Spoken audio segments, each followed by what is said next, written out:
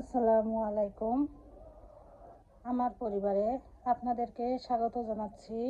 আশা করছি সবাই ভালো আছেন। আলহামদুলিল্লাহ, আমরাও ভালো আছি। অন্যান্য দিন আমি ঘুম থেকে উঠে এই জায়গাটা মোটামুটি ক্লিন করে নিই, তারপরে ভিডিও স্টার্ট করি। তবে আজকে তার ভিন্নটা করলাম। মানে রাতে খাবার খাওয়ার পর যেভাবে থাকে সেভাবেই আছে। আজকে কোনো কিছু পরিষ্কার পরিচ্ছন্ন করিনি। ভাবলাম যে এই অবস্থাতেই আজকে ভিডিও শুরু করি। আর রাত্রে খাবার খাওয়ার পর কয়েকটা ভাত অবশিষ্ট ছিল, সেই ভাতের ভিতরে পানি দিয়ে রেখেছি। এই ভাতগুলো আমি ছাগলকে দিয়ে দেবো কয়টা গুঁড়ো দিয়ে মেখে। আর তারপরে এই যে এগুলো হলো দুধের হাঁড়ি, এগুলো একটু গুছিয়ে জায়গা করে নেব, যেহেতু টেবিলটাতে জায়গার প্রয়োজন হয় রান্নার সময়। আর এই টেবিলটা কিন্তু ছোট, বেশি বড় না, যার কারণে জায়গা খুবই কম। আর রান্নার সময় তো এটা সেটা রাখতে তখন জায়গা বেশি লেগে যায়। চলুন তাহলে এটা গুছিয়ে নিই। টেবিলটা ভালোভাবে পরিষ্কার পরিচ্ছন্ন করে গুছিয়ে নিলাম, সাথে এই টেবিলটাও। এখন রান্না শুরু করব। আর আমাদের দিকে তো আবার বৃষ্টি শুরু হয়েছে, যার কারণে যেখানে তাকাবেন সেখানে কাপড় চোপড় ভেজা। এই যে আমার মেয়ের সব প্যান্ট ভেজা, আবার এখানে কাঁথা, মানে সব জায়গাতে একই অবস্থা। ঘরের ভিতরের অবস্থা শোচনীয়। তাহলে চলুন ফ্রিজ থেকে মাছ, সবজি এগুলো বের করে নিই, যা যা রান্না করব। আর আমার মুরগির খামারে নতুন মুরগির আগমন ঘটেছে। মানে আজকে আমরা বেশ কয়েকটা মুরগি কিনেছি। এই যে দেখুন, কাপড় চোপড়ের অবস্থা নাজেহাল। এই যে চেয়ারের উপরে কিছু রেখেছি। আর দেশি মুরগি কিনেছি কারণ হচ্ছে আমাদের যে ইনকিউবেটরে ডিম ফুটছে সেগুলো তো দেখতেই পাচ্ছেন যে কিরকম বৃদ্ধি পাচ্ছে, মানে মনে হচ্ছে যে হচ্ছেই না, এরকম অবস্থা। এই কারণে আজকে অনেকগুলো মুরগি কিনেছি, বেশ অনেকগুলো টাকার। তো রান্না বান্না শুরু করে শেষ করি, খাবার দাবার খাই, তারপরে মুরগি আপনাদের সাথে শেয়ার করব।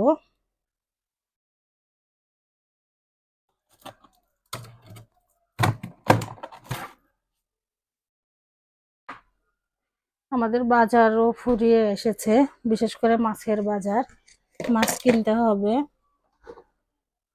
আর এগুলো হচ্ছে আমাদের দেশি মুরগির ডিম, কিছু খাওয়া হয়েছে আর কিছু ফ্রিজে রেখেছি। এখন আমি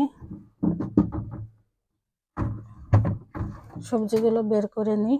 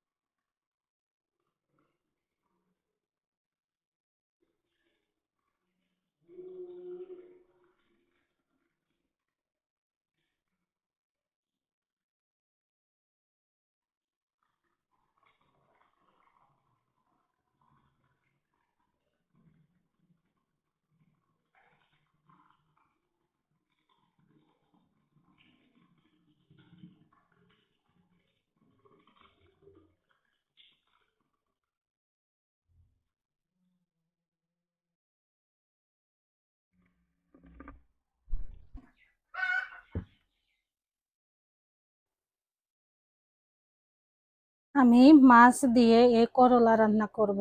এই জন্য এখানে মশলা তৈরি করার জন্য যা যা লাগবে নিয়ে নিয়েছি। সামান্য মশলা দেব।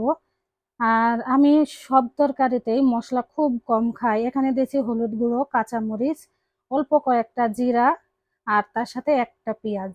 এই দিয়ে আমি আজকে মাছ রান্না করব। মাছগুলো ধুয়ে এনেছি আর করলাও ধুয়ে নিয়ে এসেছি।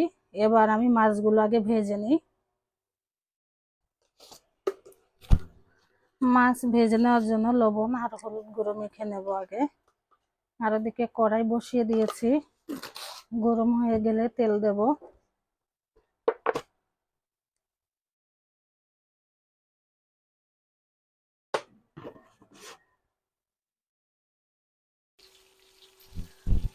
মাছগুলো ভেজে এবার তুলে নিই।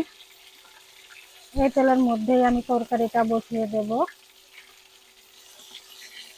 এটা হচ্ছে পোনা মাছ, মানে বাটা মাছ, বড় হয়ে গিয়েছে, কিন্তু এই মাছে প্রচুর কাঁটা। মানে আমার তো সমস্যা হয় না, তবে আপনাদের ভাইয়া কাঁটাওয়ালা মাছ খেতে একটু অস্বস্তি বোধ করে, কিন্তু কি আর করা, এটাই রান্না করছে আজকে, শেষ তো করতে হবে। এবার এই তেলের মধ্যে আমি করলাগুলো হালকা একটু নাড়াচাড়া করে নেব, তারপরে দেব মশলা।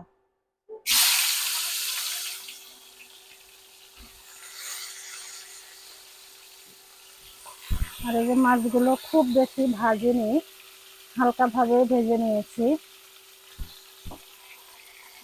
একটুখানি নাড়াচাড়া করে নিয়ে মশলা দিয়ে দেব, তারপরে লবণও দিয়ে দেব।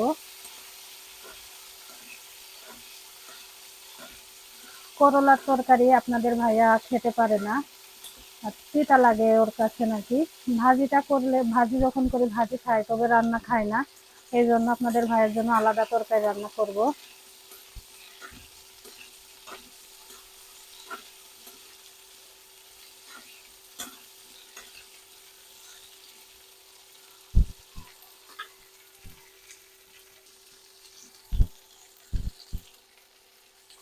এবার মশলাটা দিয়ে দিই।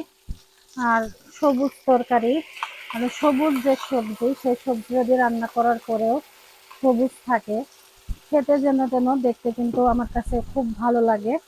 এই জন্য কাঁচামরিচ দিয়ে রান্না করলাম। আর অধিকাংশ সময় আমি কাঁচামরিচই খাই। যখন থাকে না, কাঁচামরিচ শেষ হয়ে যায়, তখন হয়তো বা শুকনো মরিচ দিই।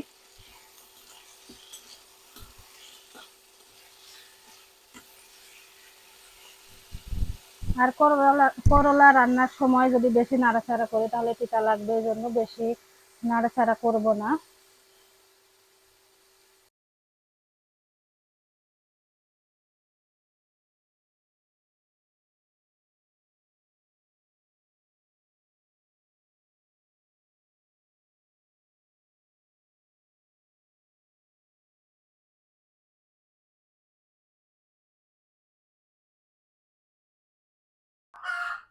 দুই তরকারি রান্না করে নিয়েছি।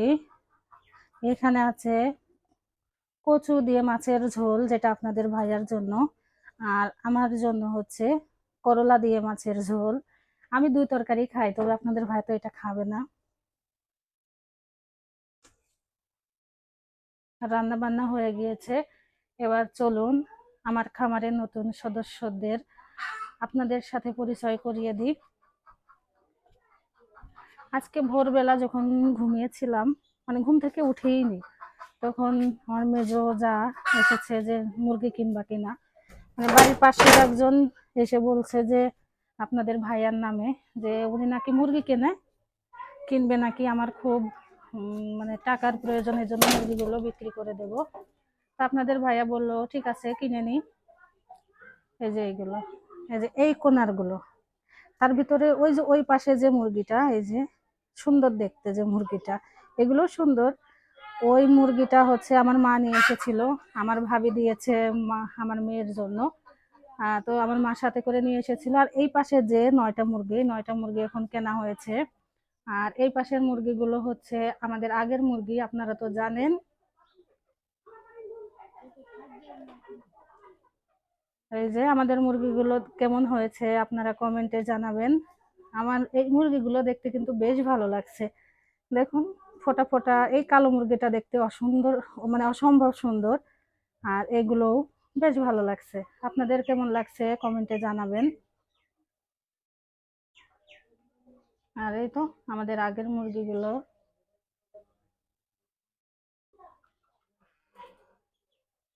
এখন মনে হচ্ছে আমার দেশি মুরগির খামারটা একটু ভরপুর।